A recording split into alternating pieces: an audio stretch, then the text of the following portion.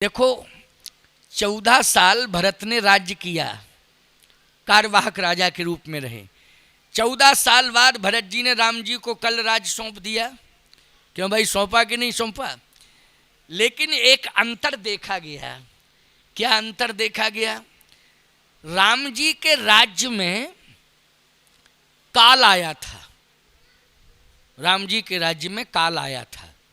काल का प्रवेश हुआ राम जी के राज्य में। भले ही भगवान की अनुमति से हुआ, लेकिन हुआ, काल आया। लेकिन 14 साल तक भरत जी के राज्य में काल नहीं आया। आप कहोगे ये क्या प्रमाण नहीं आया? जैसे कोई मरे ना तो क्या मानोगे, बोलो?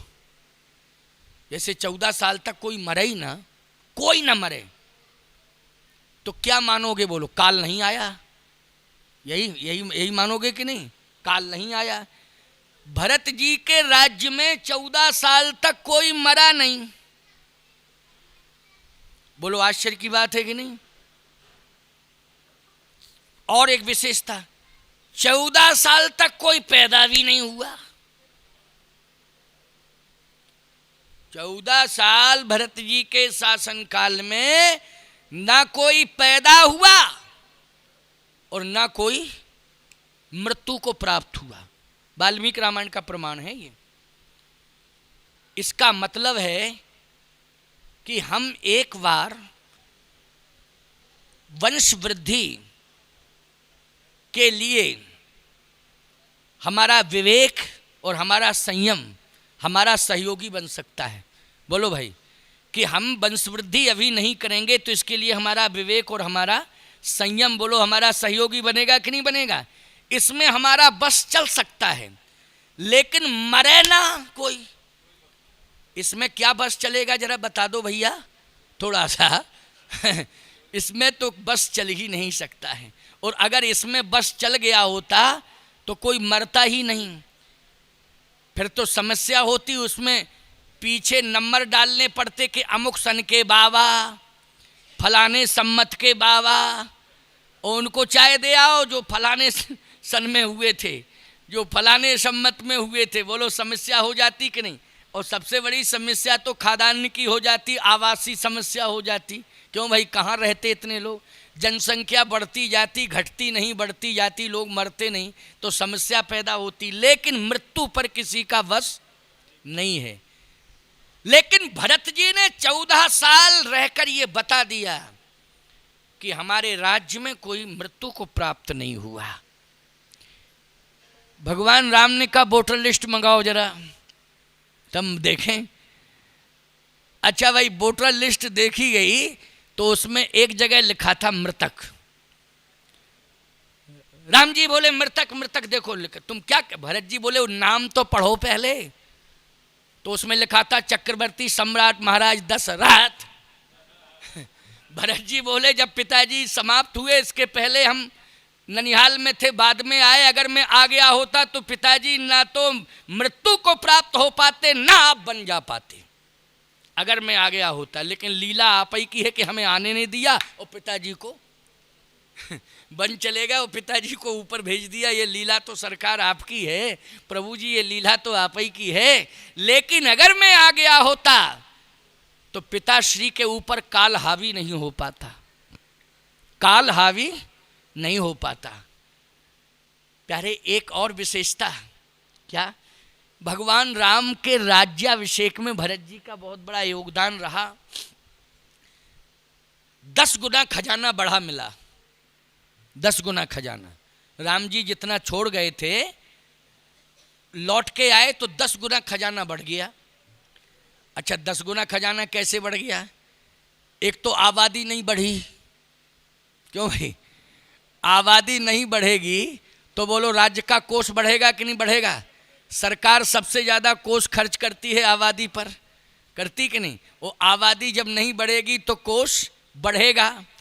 दूसरी बात कि भरत जी ने ऐसा संयम किया, प्यारे, ऐसा संयम किया कि भरत जी ने तो केवल गाय को जौ खिलाए, और गाय के गोबर में जो शेष निकले उसका दलिया बना करके, गोबर से दलिया निकाल करके उसका दलिया जितना भी, अब गाय कितना जौ खाएगी, भूसा तो डलिया 2 डलिया खा जाएगी, लेकिन जौ खा जाएगी क्या डलिया 2 डलिया? बोलो, ज़्यादा से ज़्यादा मुट्ठी भर, 2 मुट्ठी, वो भी मुट्ठी 2 मुट्ठी में गोबर में कितना निकलेगा, उसका शेष भाग थोड़ा सा निकलेगा, यानी हजम, बाकी हजम हो जाएगा हैं। तो जो गोबर में, गाय के गोबर में जो जौ के दाने निकलते थे, बस उन्हीं का दलिया बना करके भरत जी, दलिया क्या, बस वही ग्रहण कर लेते थे। दलिया क्या, सीधे निकले गोबर से निकाले और उसी को ग्रहण कर लेते थे भरत जी। अयोध्या वासियों ने कहा, जब मेरा राजा इतना बड़ा नियंत्रण कर सकता है अपनी जवान पर, तो हम लोग भी संकल्प लेते हैं कि दोनों टाइम भोजन नहीं करेंगे, एक टाइम ही भोजन करके बिताएंगे। तो बोलो, एक टाइम का कोष जो भोजन का बचा वो जमा हुआ कि नहीं हुआ? बोलो, हुआ राजकोष में जमा कि नहीं? इस तरह से जनता ने सहयोग किया भरत के राज्य में।